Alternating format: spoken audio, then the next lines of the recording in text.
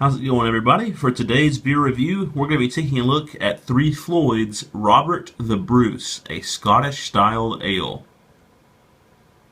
So it's Three Floyd's time again, and this time we've got one of their more well-known beers.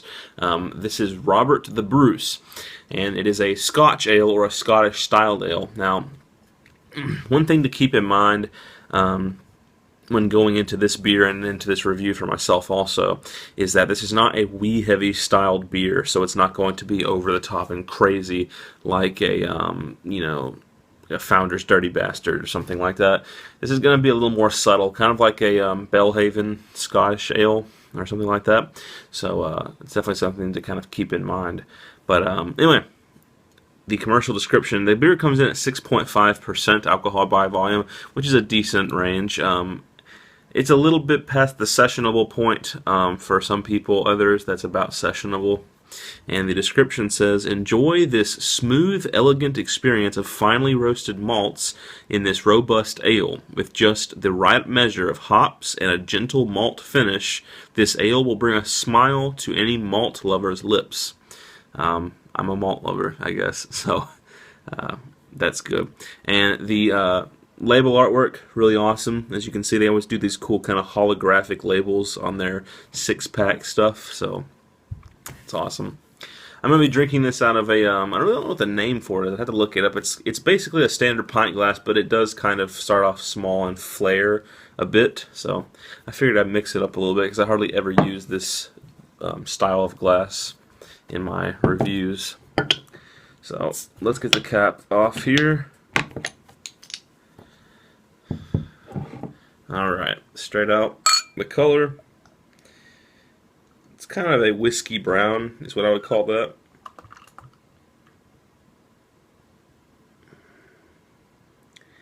Pretty low head potential, didn't bubble up very much or foam up very much.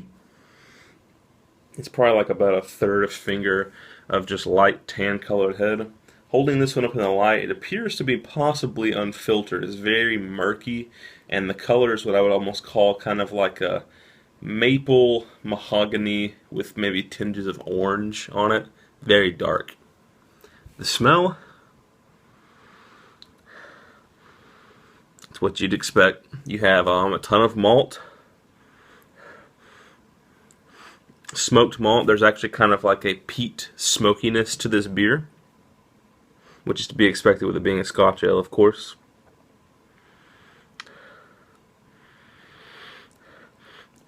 Not really much of a hop profile as far as the smell goes.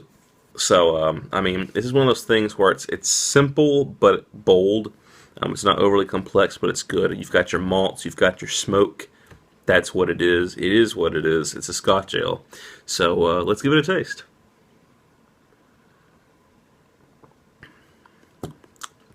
Oh yeah, very good. For what it is, being a standard Scotch ale, I can already tell you, this gets a 10 from me, or 100 out of 100 for me in this style. I think it's a perfect representation of what the Scotch ale style is all about and what it's supposed to be.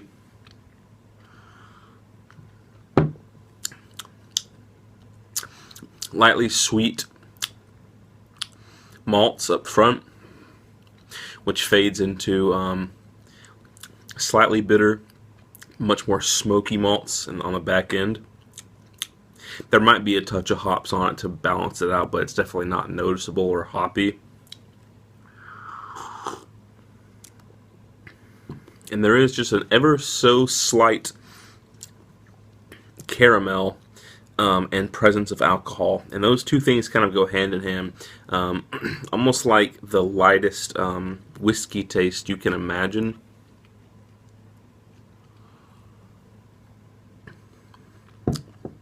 But not quite to that level.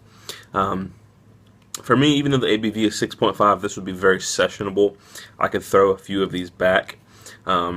This would make a good standalone drinking beer, and it would also make a really good food pairing beer. I could see myself having this with steak, braised short rib, sausage, bratwurst, things like that. Smoked meats, real heavy meats is what I could see myself having this beer with. Maybe even like portobello mushrooms, those kind of things. So, as it stands, I say it gets a 100 in the style. I mean, this is my idea of a perfect Scotch ale. And overall rating for me,